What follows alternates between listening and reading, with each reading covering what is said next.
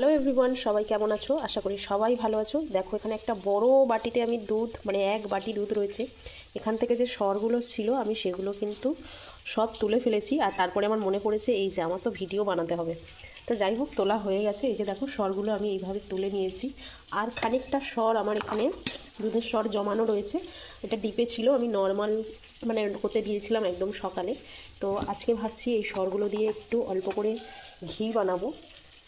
আর এই যে দেখো, এই যে দুধটা দেখতে পাচ্ছ, এই দুধটা দিয়ে আজকে রসগোল্লা বানাবো। তো এটা আমি আজকে ভিনিগার দিয়ে একটু ছানা তৈরি করে নেব, তারপরে রসগোল্লাটা বানাবো।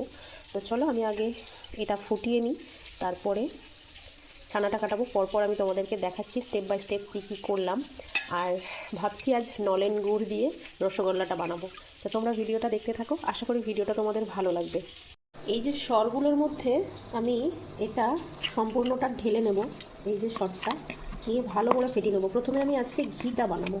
এটা কিন্তু অনেক দিন ধরে আমি জমাচ্ছি সরটা, দেখতেই পাচ্ছ। এই দেখো এখনও একটু নর্মাল হতে বাকি রয়েছে, তো কোনো সমস্যা নেই। এখন যেহেতু শীতকাল, নর্মাল জল দিলে কিন্তু এটা অনায়াসে মানে ফেটিয়ে যাবে, কোনো সমস্যা হবে না। একটু ঠান্ডা জলও করে নিয়েছি চিল আমি। এই যে দেখো, এই যে দেখতে পাচ্ছ। তো আমি এটা এখন ভালো করে গোলাবো যাতে এটা একটু সুন্দরভাবে মিলিয়ে যায়। এটা কিন্তু এখনও বাকি রয়েছে, এটা নর্মাল হোক, তারপরে আমি তোমাদের দেখাচ্ছি।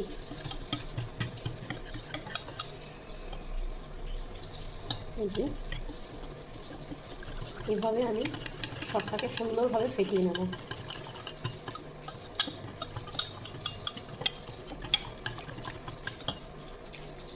দুধটা হালকা গরম হয়ে এসেছে, এই যে। তো এই হালকা উষ্ণ অবস্থায় কিন্তু আমি দিয়ে দেব এই যে এক বাটি জল আর ভিনিগার মিশ্রিত, এটা রয়েছে। অল্প অল্প করে দেব, দিয়ে ঘাঁটবো আমি।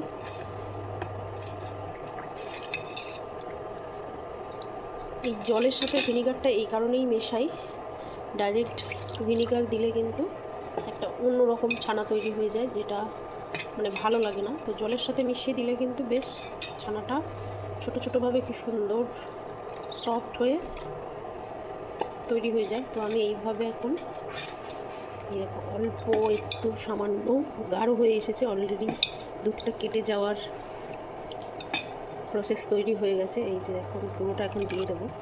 এই যে ছানা কিন্তু প্রায় কেটে গেল, তোমরা চোখের সামনেই দেখতে পেলে।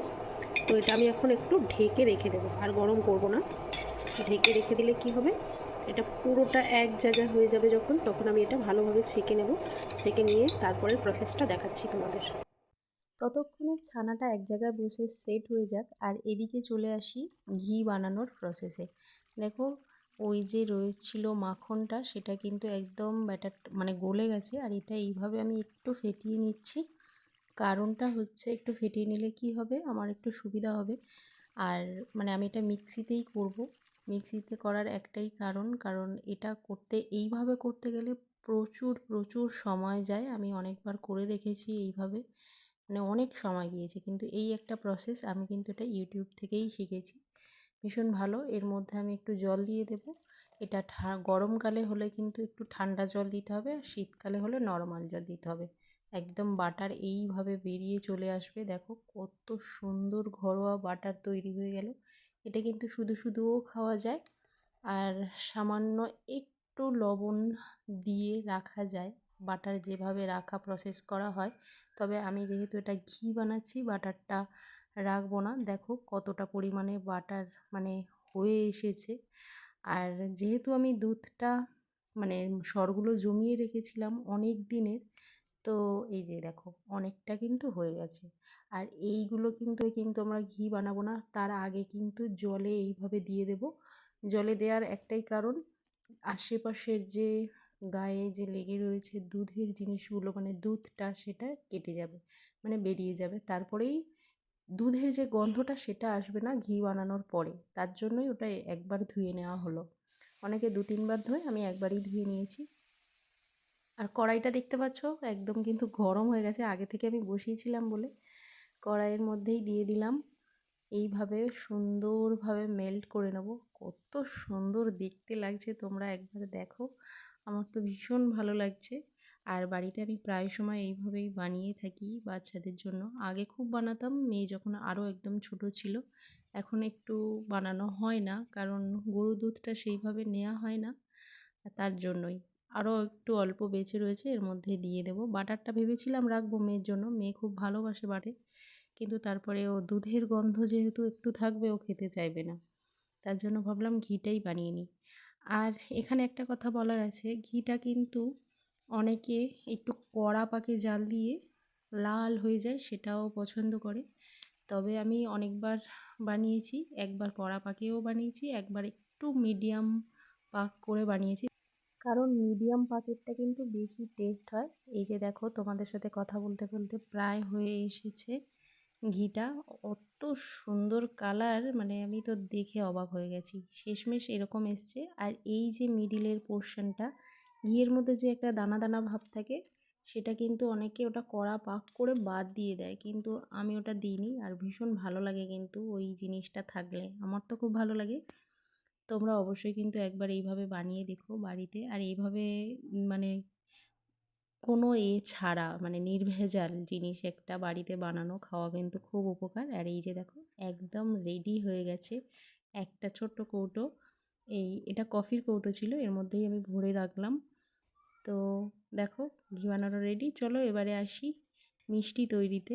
তো মিষ্টি তৈরির জন্য এই যে দেখো, বললাম ছানাটা সেট হওয়ার জন্য রেখে দিই, তো দেখো পুরো সেট হয়ে গেছে। এবারে আমি জল ঝারিয়ে একটা সুতির কাপড় দিয়ে ঝারিয়ে নিয়েছি জলটা।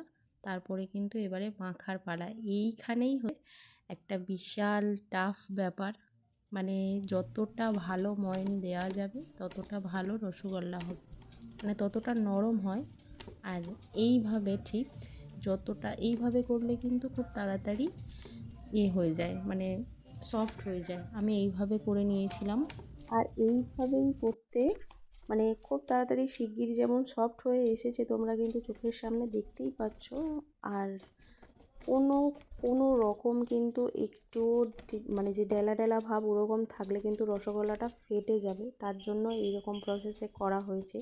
তারপরে একটু লেচি কেটে যেমন নেওয়া হয় আর কি, রুটি যেমন বানানো হয় সেই ঠিক সেরকম। আর একটু ছোট ছোট সাইজ করতে হবে, যেহেতু রসগোল্লাটা ফুলবে। আর কেউ যদি বড় সাইজ করতে চায়, একটু বড় মিডিয়াম সাইজেরও নিতে পারো। তবে আমি এইভাবে ছোট এইরকম সাইজের বানিয়েছি। আর সবগুলো এইভাবে গোল পাকিয়ে নিয়েছি পুরো ছানাটা।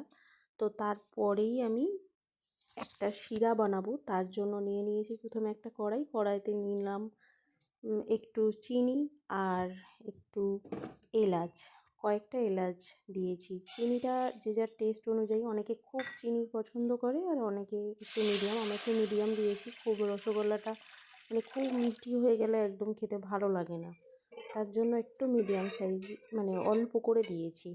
আর এর মধ্যে একটু দিয়ে দেবো কিন্তু গুঁড়ো দুধ, আর এই যে রয়েছে নলেন গুড়। তবে গুঁড়ো দুধটা আর নলেন গুড়টা কিন্তু এখন না, একটু পরে দিতে হবে। এই শিরাটা যখন একদম বানিয়ে রেডি হয়ে যাবে, তারপরেই কিন্তু আমি গুঁড়ো দুধটা দিয়ে দিয়েছিলাম। ঠিক এইভাবে রসগোল্লার স্বাদ কিন্তু ভীষণ ভীষণ ভালো আসে, এইভাবে একবার করে দেখো। মানে আমার তো ভীষণ ভালো লাগে, তোমরা যদি বানিয়ে খেয়ে দেখো তোমাদেরও আশা করি ভালো লাগবে। তো গুঁড়ো দুধটা আগে দিয়েছি, পরে কিন্তু নলেন গুড়টা দেবো। আর একে একে এইভাবে আমি ছানার বলগুলো ছেড়ে দিলাম। ছানার বলগুলো ছেড়ে দেওয়ার পরে কিন্তু ঢাকনা দিয়ে দিতে হবে কিছুক্ষণের জন্য, জাস্ট 5 থেকে 7 মিনিট মতো দিলেই হয়ে যাবে। এই যে দেখো, রসগোল্লার সাইজগুলো দেখো শুধু, এত সুন্দর এসেছে কি বলবো। আর এই যে গুঁড়ো দুধটা দেওয়ার কারণে কিন্তু টেস্ট অপূর্ব এসছে। আর এই যে শেষে, একদম শেষে দিয়ে দিলাম নলেন গুড়টা। খুব ইজি, শুধু বানানোটা খুব মানে তাড়াতাড়ি হয়ে যায়, কিন্তু ওই যে ছানাটা দেওয়ার পাকানো মানে ময়ন দেওয়াটাই হচ্ছে টাফ ব্যাপার। আর একেবারে রেডি হয়ে গেছে দেখো, কত সুন্দরভাবে নলেন গুড়ের রসগোল্লা। এইভাবে দিয়ে দিলাম মেয়েকে। তো চলো আমার মেয়ে কি বললো তোমরা একটু শুনে নাও। খেয়ে বলো কেমন হয়েছে। ওয়াও, রসগোল্লা! তোমার জন্য।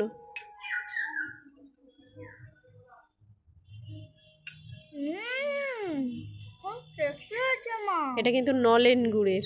ভালো হয়েছে তো? পরে আর একদিন তোমার জন্য রসমালাই বানিয়ে দেবো, ঠিক আছে? সেম প্রসেসে, তবে এটা রসের জায়গায় ওটা একটু মালাই মতো করে দেবো। দারুণ টেস্ট হবে কিন্তু। ভিডিওটা কেমন লাগলো তোমাদের অবশ্যই জানিও। আজকের মতো টাটা, আবার দেখা হবে অন্য কোনো ভিডিওতে। টাটা।